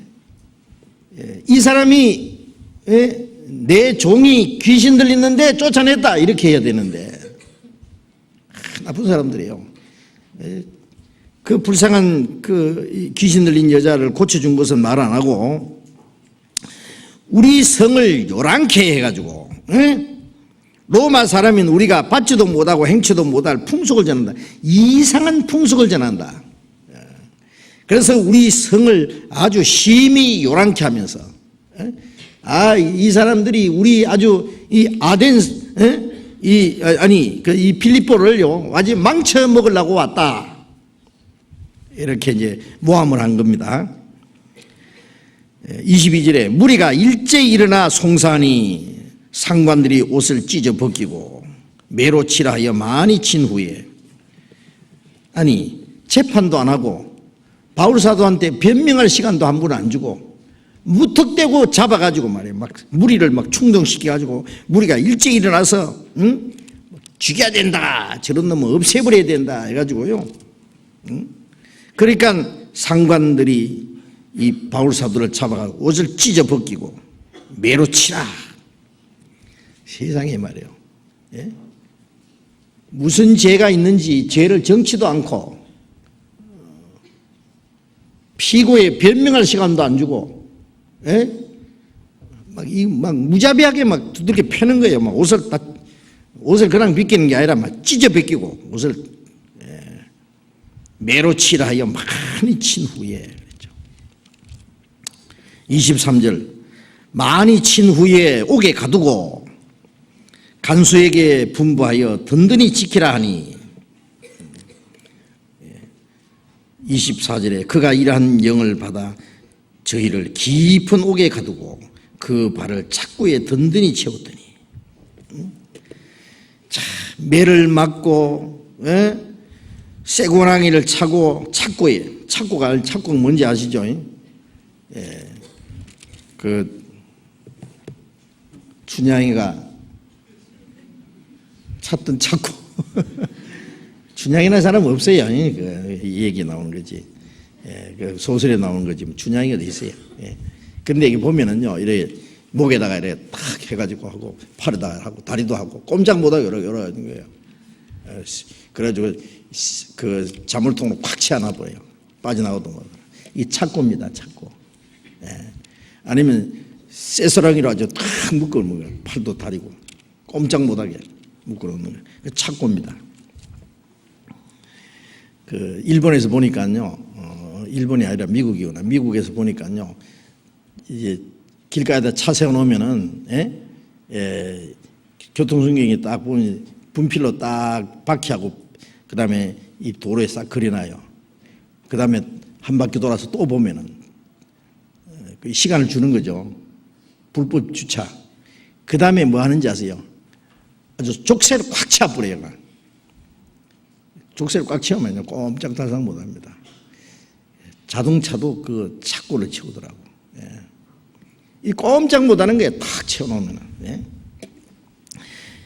그게 깊은 옥에 가두고 그 발을 착고에 든든히 채웠다. 자, 하나님의 복음을 전하는 사람들을 이렇게 대적하고 핍박하고 고통을 주고 그런데 뭐 바울 사도만 당했습니까? 예수님 어때요? 예수님은 하나님의 말씀을 전하는데 그 하나님의 택한 이스라엘 백성들에게 얼마나 많은 고통을 받았어요. 막 돌로 쳐 죽이려고 그러고 막 절벽 끝에다가 밀어서 죽이려고 하고 하나님의 능력이 아니었으면요 예수님은 십자가에 죽으시기 전에 벌써 몇 번이고 죽었습니다. 하나님 허락하지 않기 때문에 그렇지. 그리고 야고보는 제일 먼저 목 잘려 죽고 스데반은 돌에 맞아 죽었고 벌써 사도들이 복음을 전하면서 얼마나 많은 고통을 받았는지 몰라요.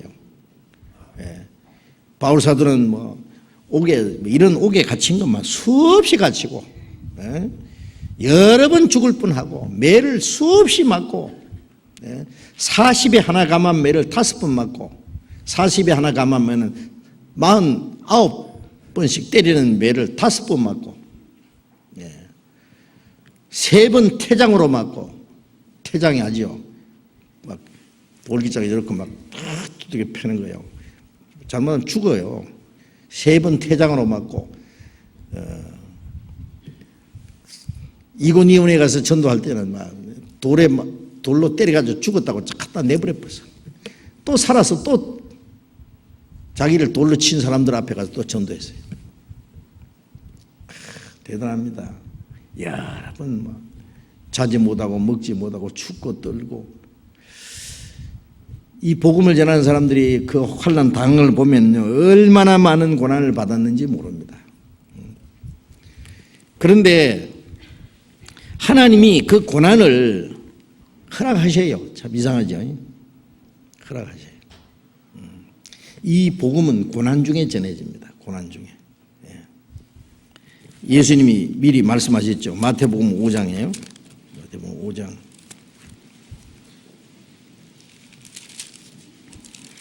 마태복음 5장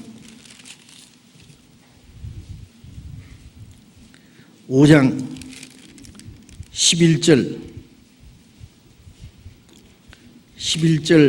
12절 같이 읽어봅시다.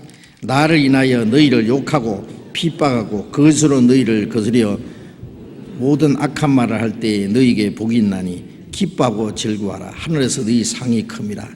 너희 전에 있던 선지자들 이같이 핍박하였느니라. 나를 인하여 너희를 욕하고 핍박하고 거짓으로 거짓말을 꾸며가지고 모든 악한 말을 할 때에 너희에게 복이 있나니 기뻐하고 즐거워하라. 이렇게 핍박을 받고 억울하게 욕을 얻어먹고 하면은 기뻐하고 즐거워하라 그랬죠. 너희에게 복이 있다. 하늘에서 너희 상이 큼이라. 너희 전에 있던 선지자들 이같이 핍박하였느니라.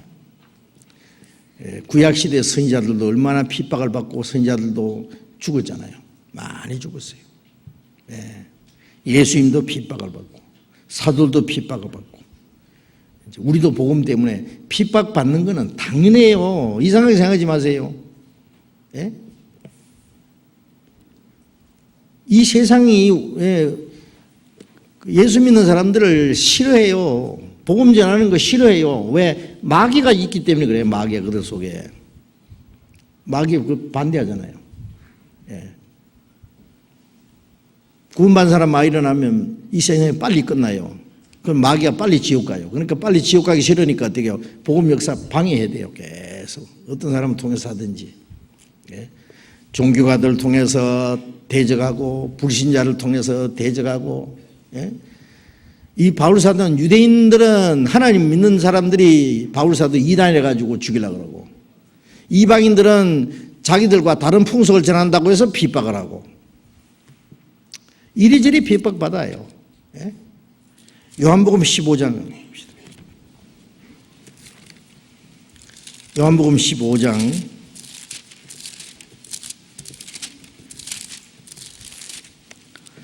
요한복음 15장 18절 19절 또 같이 읽읍시다.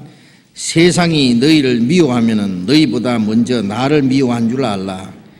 너희가 세상에 속하였다면 세상이 자기의 것을 사랑할 터이나 너희가 세상에 속한 자가 아니요 도리어 세상에서 나의 택함을 입은 자인 고로 세상이 너희를 미워하느니라. 세상이 너희를 미워하면 너희보다 먼저 나를 미워한 자라.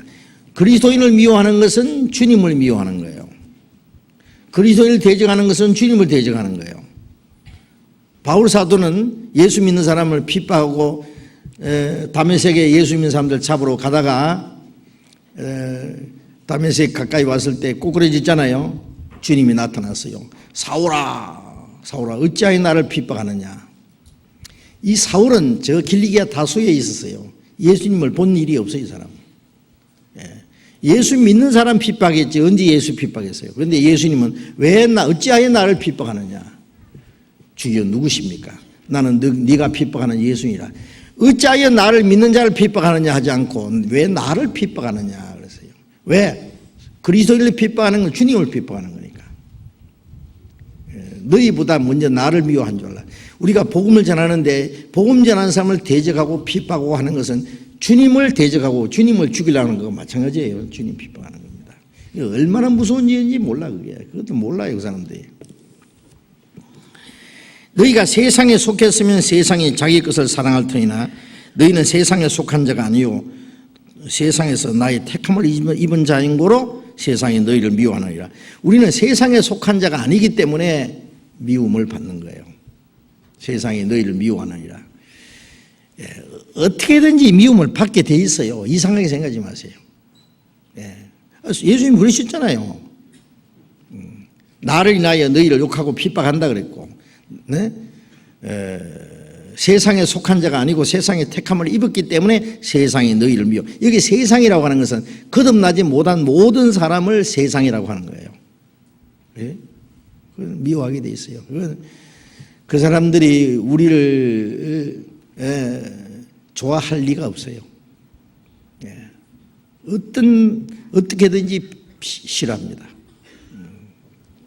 어떤 사람은요, 구원받고 나서 막 부모한테 잘하고 막 생활이 변하고 그랬는데요, 그것도 싫대.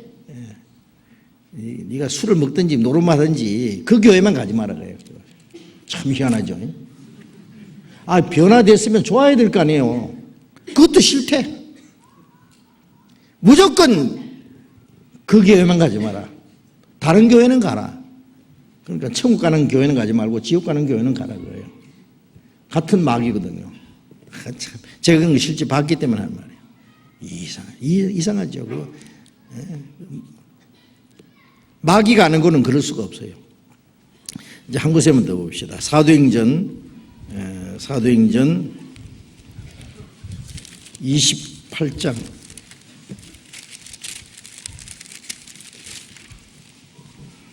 사도행전 28장 22절.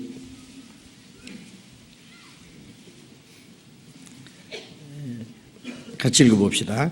이에 우리가 너의 사상이 어떠한가 듣고자 하노니 이 파에 대하여는 어디서든지 반대를 받는 줄 우리가 알미라 하더라.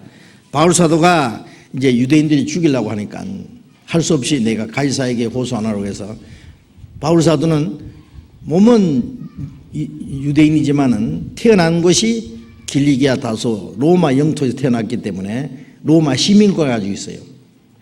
한국 사람도 미국에서 태어나면은 미국 시민권을 가집니다. 아시죠? 미국 시민권에 자격이 있어요. 바울 사도는 태어난 것이 로마 영토 안에 태어났기 때문에 나면서부터 로마 시민입니다. 그래서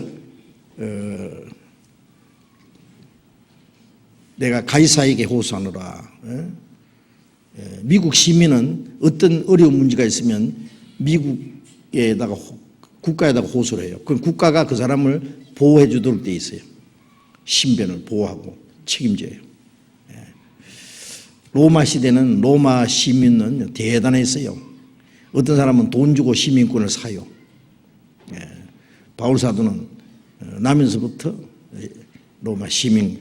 그래서 가이사에게 호소하노라 그래서요. 그 로마 황제 가이사의 앞에 가서 재판을 받도록 해서 이제 가이사에까지 압송돼 갔잖아요.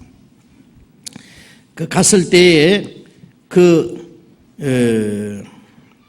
이 로마에 있는 그 유대인들이 말하는 게, 우리가 너희의 사상이 어떠한가 듣고자 하노니 이 파에 대하여는, 이 파가 무슨 파요? 복음 전하는 파, 구원 전하는 파. 이 파에 대하여는 어디서든지 반대를 받는 줄 우리가 압니다.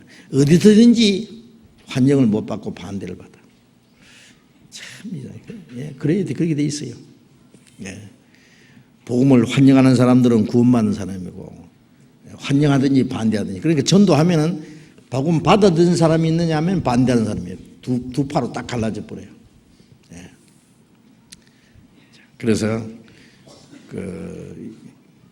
이 복음을 전하면은 대적하는 사람이 일어난다는 것은 이상하게 여길 필요 없어요. 그는 사도 시대도 그렇고 예수님 시대도 그렇고, 그리고 이 복음이 전해지는 동안에 얼마나 많은 사람이 죽었는지 아세요? 피를 흘린지 아세요? 이 복음 반드시 핍박을 받게 됐어요. 그래서 바울 사도가 그 디모데후서 1장 9절에 보면은 디모데에게 하나님의 능력을 쫓아 복음과 함께 고난을 받으라. 복음과 함께 고난을 받으라. 복음과 함께 고난 받는데 그게 하나님의 능력이 같이 계셔요. 네.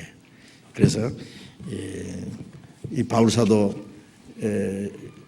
복음을 전하다가 매를 맞고 깊은 옥중에 갇히고 쇠고랑이 차고 그 고통을 받은 그것이요. 우리가 지금 복음을 위해서 어떤 핍박과 고난을 받아도 예수님처럼 핍박을 받아요. 바울 사도처럼 핍박받아요. 거기에 비하면 아무것도 아니에요. 조금 요거도 먹고 핍박받는다고 해서 큰일 났다고 걱정하고 그러는데 걱정할 필요 없어요. 기뻐하고 즐거워하라 했으니까 하늘에서 너희 상이 큽니다.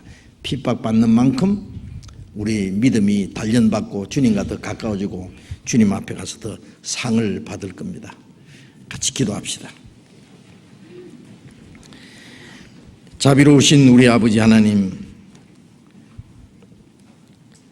하나님이 작정하신 마지막 시대에 이 세상 많은 사람 가운데 우리를 불러 구원해 주시고 영원한 생명과 소망을 얻게 하신 그 크신 은혜 진심으로 감사합니다. 이 세상에서 우리를 거룩하게 구별해 주시고 우리 가운데 주님이 함께 계시고 우리의 남은 생에 주님 말씀 안에서 하나님의 뜻과 영광을 위해서 살 수 있도록 우리를 지켜주시고 도와주시고 인도해 주시는 은혜 감사합니다. 우리가 다시는 세상의 헛된 것에 마음이 빼앗기지 않고 악한 자의 시험에 넘어지지 않도록 우리의 발걸음을 지켜주시고 오직 하나님의 뜻과 영광을 위해서 그리고 주님의 복음을 위해서 살 수 있도록 우리 모두를 주님 몸된 교회 지체로 귀하게 사용해 주시옵소서. 복음이 전해진 곳마다 이 복음을 대적하는 세력은 그리스도인들을 핍박하고 복음을 방해하고 대적합니다. 그러나 주님이 우리와 함께 계심을 믿습니다. 나를 인하여 너희를 욕하고 핍박하고 거짓으로 너희를 거스려 악한 말을 할 때 복이 있다고 하신 주님의 말씀을 기억합니다. 또 사도들이 복음을 전하면서 그 복음을 위해서 핍박받을 때 기뻐하고 감사한 그 일을 우리가 기억합니다. 우리도 그 고난의 자취를 따라서 주님의 복음과 교회를 위해서 어떠한 고난과 또 어려움도 잘 견딜 수 있도록 그 가운데서 주님의 능력을 의지하고 하나님의 뜻과 영광을 위해서만 살 수 있도록 우리에게 지혜와 용기와 능력을 더욱 힘입혀 주시옵소서. 전국에 있는 우리 교회들 주님의 복음이 전해지는 곳마다 전 세계 곳곳에 우리의 복음이 전해지는 곳마다 주님이 친히 역사하시고 이 마지막 때에 하나님이 원하시는 큰 역사를 이루시기를 간절히 원합니다. 앞으로 우리가 복음을 전하고자 계획하는 모든 것 주님이 함께 하시고 주님 역사해 주시옵소서. 모든 걸 주님께 의지하면서 주 예수님 이름으로 기도드렸습니다. 아멘. 우리 찬송 합시다.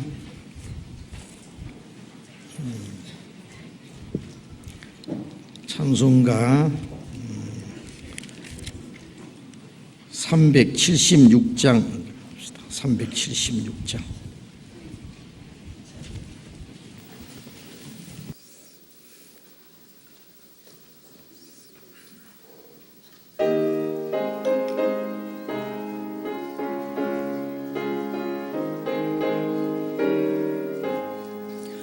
내 평생 소원 이것뿐 주의 일 하다가 이 세상 이별하는 날 주 앞에 가리라.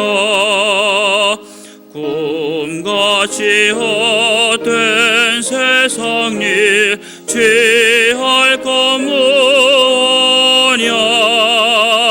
이 수고만 많아여도 헛된 것뿐일세. 불같은 시험 많으나 겁내지 맙시다.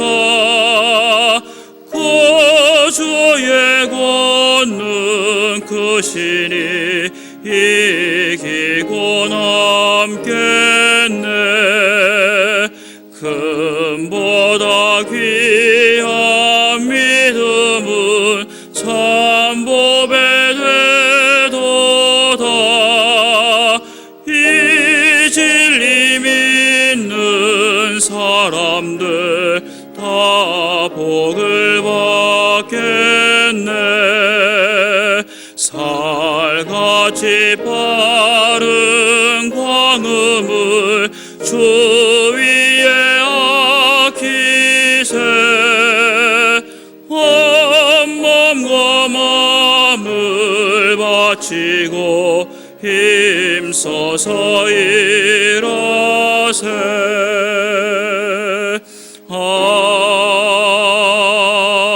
아멘. 예, 광고할 거 없으면요. 우리 6월 9일부터 우리 전도 대집회, 대전도 집회 하는 거 아시죠? 전도하실 분들 미리 다 정하셨죠? 위에서 기도하시고 이번에도 많은 분들 주님 앞으로 인도할 수 있도록 수고해 주시기 바랍니다. 마치겠습니다. 조심하도록 하시기 바랍니다.